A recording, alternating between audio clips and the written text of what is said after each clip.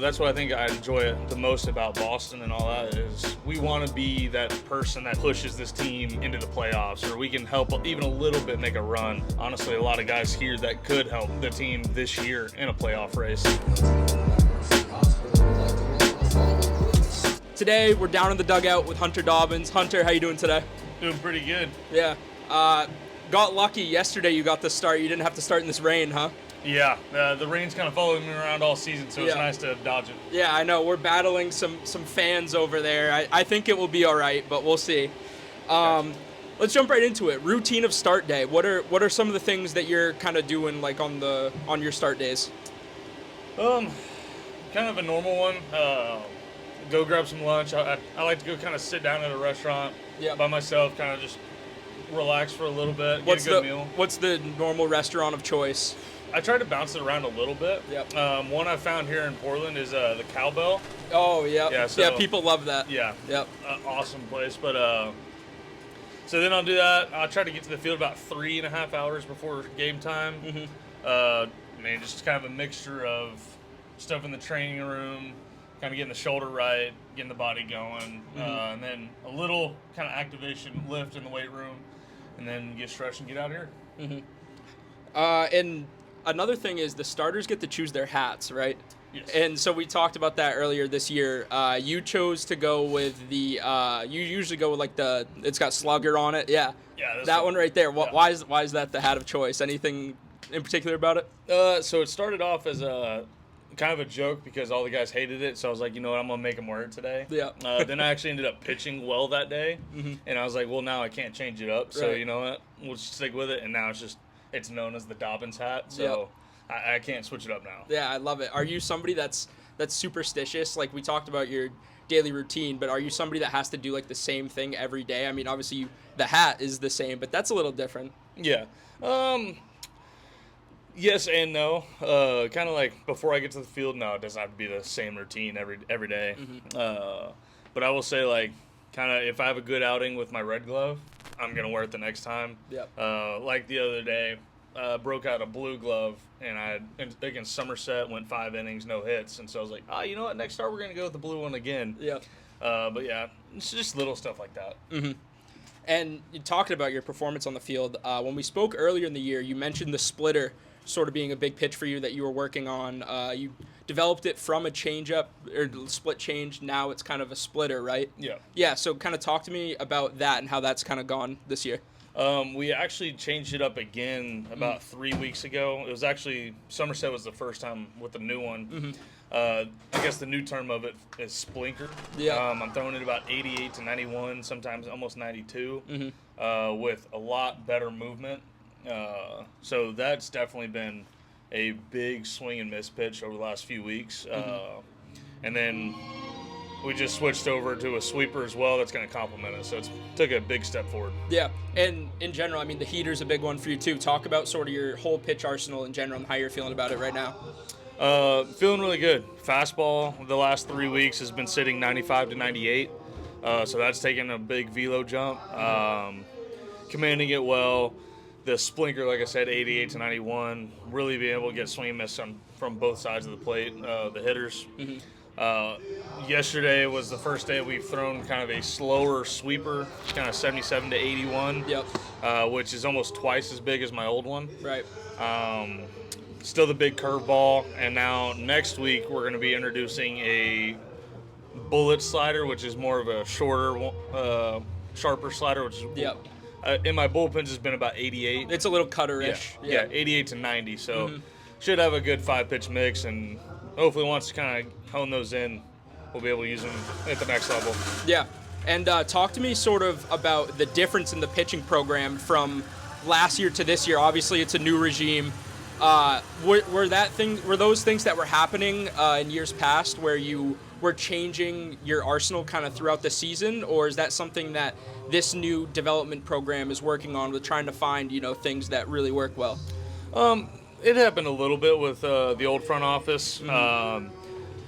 Their approach was more of, hey, these are things we do really well. Yep. Let's make those the best we can, and then we'll go from there. This front office has really kind of switched it up to more of, hey, with the way you throw, with the way you go about things, we see that these could be potential pitches for you. Let's try them. If not, let's go back to the drawing board. Yep. Let's continue to work on what we do well, but let's also explore and try to find some things that maybe can help boost us to the next level. Yeah.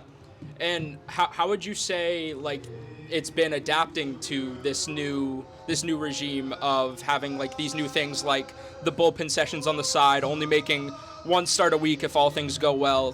How has that been?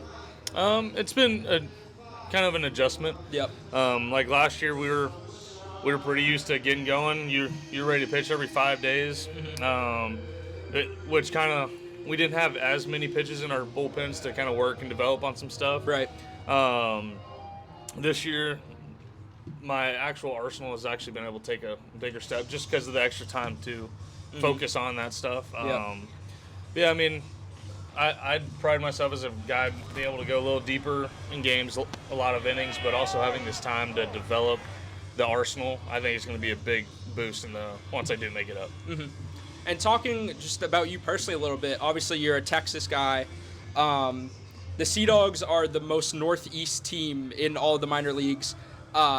You spent time in the Carolinas as well with Greenville and Salem. But culturally, how is that tough for, like, trying to adjust from West Texas to Maine? A little bit. Yep. You know, you kind of got to get used to the pace of life here. I mean, where I'm from, it's much slower. But you know what? At the end of the day, it's like we're so used to traveling at this point and being in different parts of the country, being around different types of people. You know, you just kind of roll with it. You enjoy it, and you kind of learn ways to live with it. Mm-hmm. Yeah, and obviously you got called up here midway last year. Greenville ended up winning the championship. That was one thing that I was curious about. Did you get a ring from Greenville winning? You did? That's pretty cool. Yeah, everybody that was on the roster at one point. Yep. So you just had to be on the roster at one Yep. point. Didn't have to finish it. That's pretty cool. Is that your first championship ring?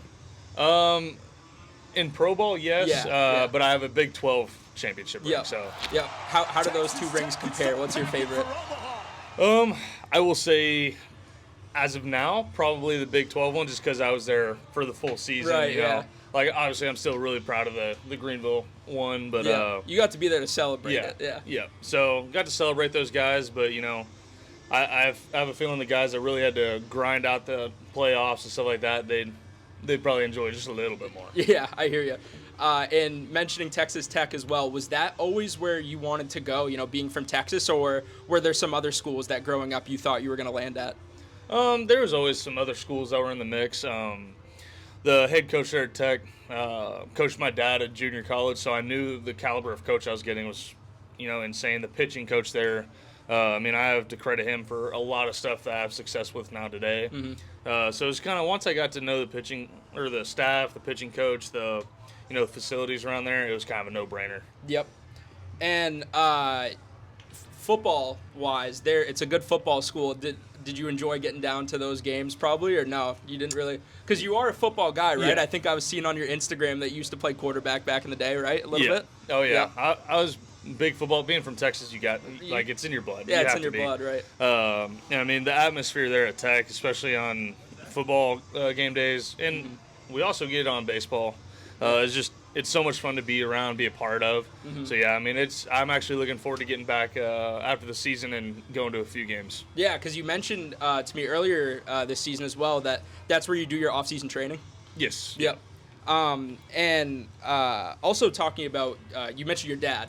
He played for, you said, the head coach at Texas Tech, and he's high school head coach now as well, right? Yes. Yeah, talk to me about, like, the influence that he's had on you becoming, you know, the baseball player you are today. I mean, he's taught me everything I know.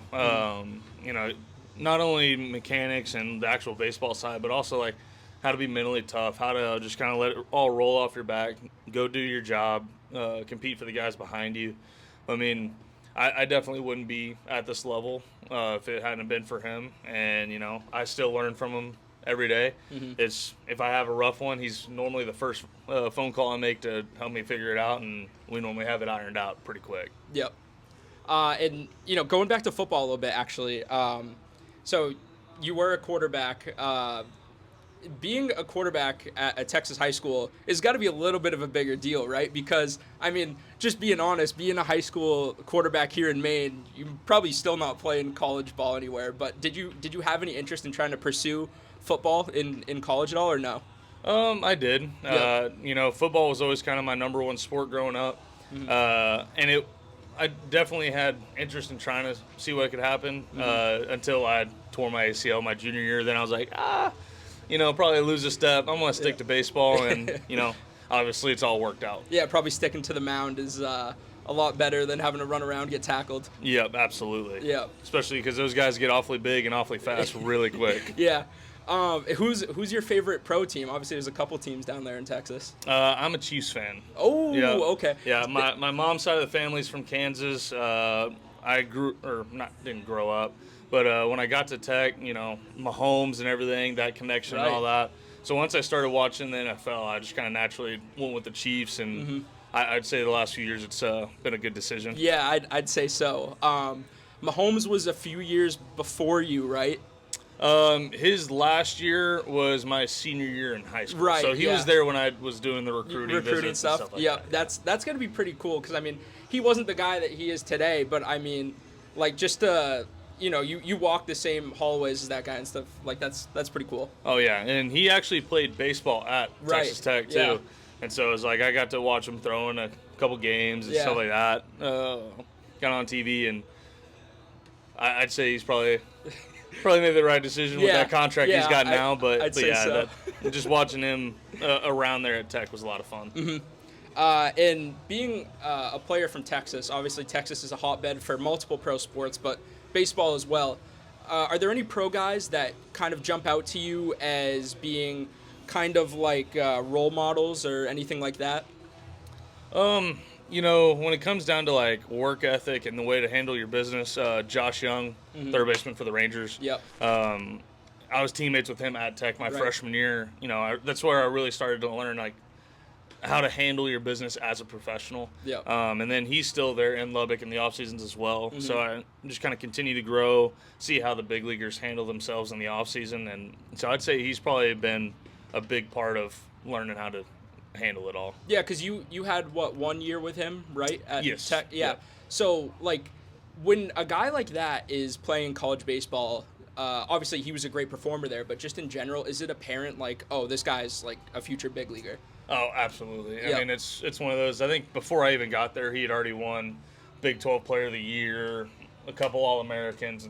So it was like his junior year, we knew it was his last year there. Yeah. And then, I mean, just watching how like seamlessly he shifted from third base to shortstop when our shortstop went down, and they like didn't skip a beat. It's like you just can see it. Right. And then also like on the hitting side, it's when those guys that end up making it to the league, when they hit the ball, it just sounds different. It looks different. Yeah.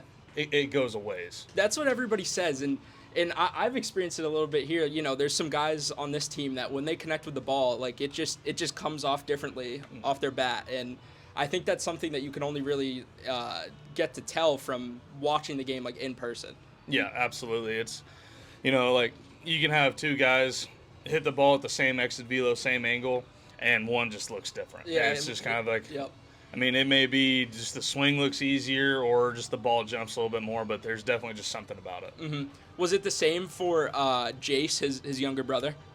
Yeah. Yeah, because you had 1 year with him, right? Yeah. Well, technically. Yeah, I had 2 years, but one was like a COVID year and stuff like that. So. Yeah. So yeah, I mean, I got to be around him, and very similar thing. Two totally different style hitters. Yeah. I will say, but no, it was kind of the same feel about him.